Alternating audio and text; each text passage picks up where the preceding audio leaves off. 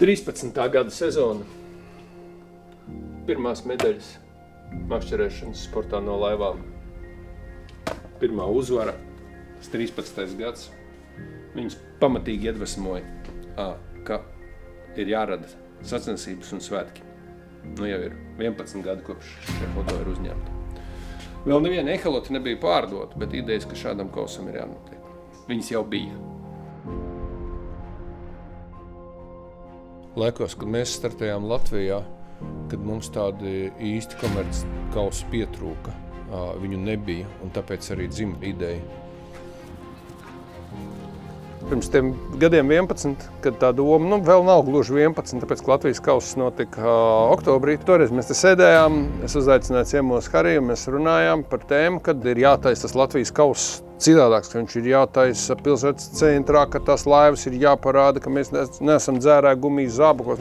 Nu jā, bet tad mēs runājām ar Haru šeit, to apspriedām to versiju, un es saku, daram, es pasponsorēšu, toreiz nebija veikals ehalotas, bet bija doma, ka vajadzētu labas lietas, vajag pabalstīt un vajag to lietu dzīt augšā. Un gribās iztaisīt kaut ko foršu, labu gribās, tādu īsti, sirsnīgi foršu pasākumu vajag, ja, un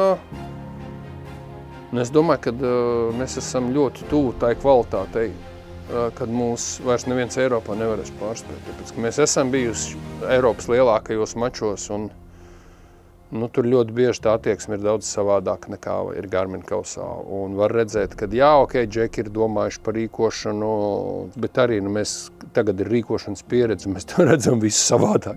Mēs redzam to no inside, mēs redzam, cik kapitāli foršas sacensības mēs esam jau uztaisījuši 2. gadā, nevis 10. gadā, kas bija VPC šogad 10. sezona. Tā kā es domāju, ka Holandas zivju resursus mēs šeit nepārspēsim, bet rīkošanas kvalitāti mēs jau esam pārspējuši. Es domāju, ka Rīgas ūdeņi var līdz 100 laivām izturēt. Biznesa rezultātu var izvērtēt Excelī. Šis nav peļņas pasākums. Ko tev pašam nozīmē Garmin Predator Cup? Jā, tas ir baigi labais jautājums, ko man tas nozīmē. Tā ir atbildība. Tas ir tas, ka tas tāds, kaut kāds lepnums mazliet, ka tas ir izdevies. Attiecīgi ir arī spītība, ka sliktāk vairs nedrīkst taisīt. Jātaisa vēl labāk. Es domāju, ka tās zīves, kas noraujās tur tiem džekiem, to adrenalīnu uzpumpē tā, ka viņi nākamgad atkal grib braukt. Tāds mums arī tas mērķis, parādīt tos džekus, parādīt tos viņa adrenalīnu, piesaistīt vēl vairāk cilvēkus, jo, laikam jau es atkal atkārtojos, bet dēļ kā ir vērts dzīvot, dēļ emocijām. Un katrs tās emocijas kaut kur atrod. Kam tas ir darbs? Kam tie ir cipariņi kontā, kuras vajag baigi lielos, lielāks, vēl lielāks, pēc banka izgājis, cipariņi izgājis. Šāds kauss, tā būs kaut kāda tāda vērtība, kur mēs, noteikti vēl apskatīsim.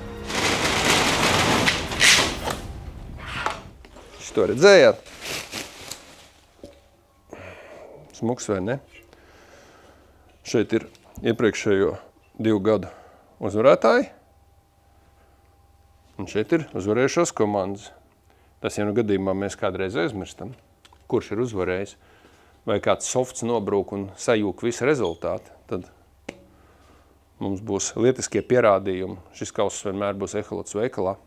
Un viņam pavisam drīz tiks uzbūvēta goda vieta. Tad viņš tā lēnām augstumā. Redzēs, cik gadus izturēsim.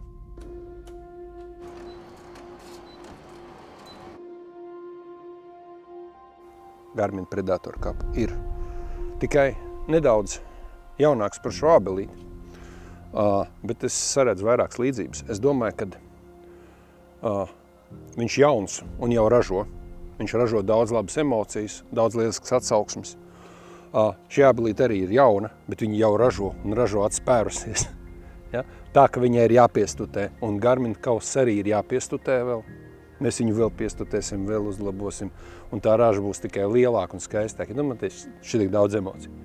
Cik daudz emociju var būt vienā kausā? Ja? Šajā kausā šīs emocijas pat nelien iekšā.